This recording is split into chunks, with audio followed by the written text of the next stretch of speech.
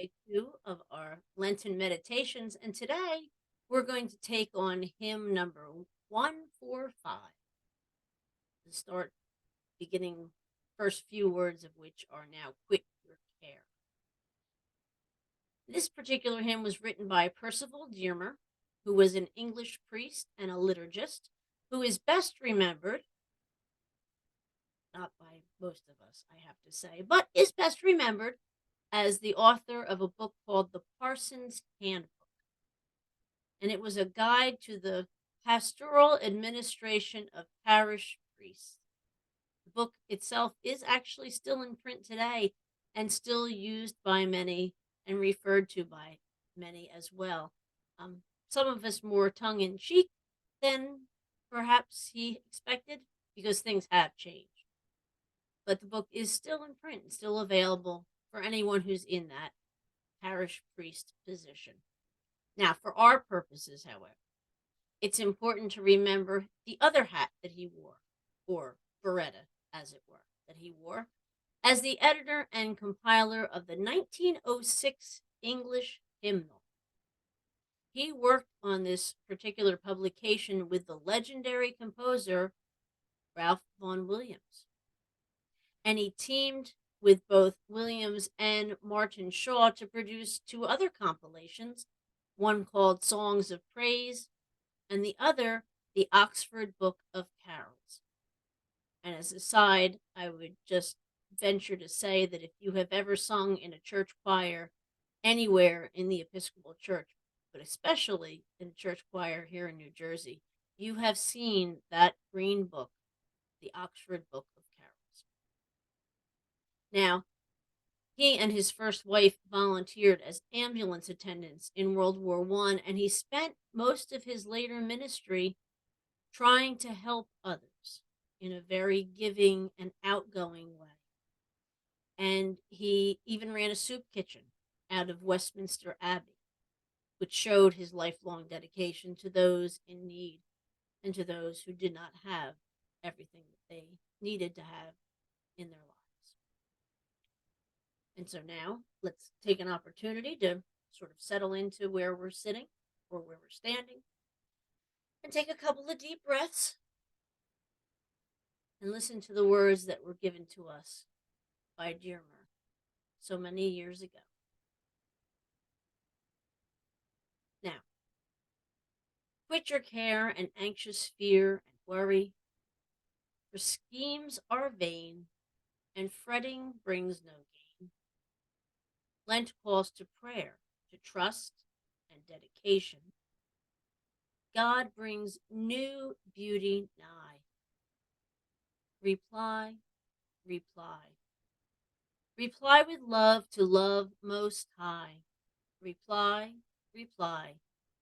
Reply with love to love most high. To bow the head in sackcloth and in ashes, or rend the soul. Such grief is not Lent's goal, but to be led to where God's glory flashes, his beauty to come near. Make clear, make clear, make clear where truth and light appear. Make clear, make clear, make clear where truth and light appear. For is not this the fast that I have chosen? The prophet spoke, to shatter every yoke of wickedness, the grievous bands to loosen, oppression put to flight, to fight, to fight, to fight till every wrong's set right. Fight, fight, to fight till every wrong's set right.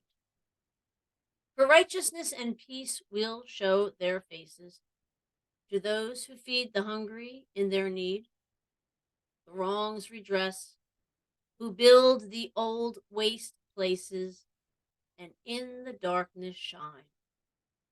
Divine, divine, divine it is when all combine. Divine, divine, Divine it is when all combine. Then shall your light break forth as doth the morning. Your health shall spring. The friends you make shall bring God's glory bright, your way through life adorning, and love shall be the prize. Arise, arise, arise, and make a paradise. Arise, arise, arise, and make a paradise.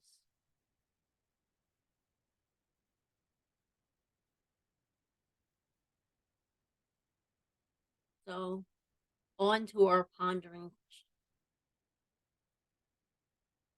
What particular part of the overall image of this hymn strikes a chord with you, and why? The first verse of this hymn offers a different definition to the theme of Lent. How does leaning into being called to prayer, to trust, and dedication offer a change in your regular Lenten practice?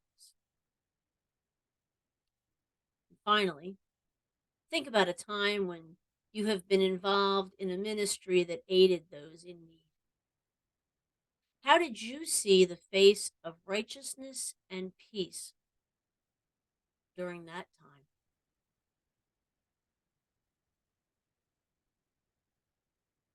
Thank you once again for joining me today as we begin to walk our way through this Lenten season. And until tomorrow, take care and God bless.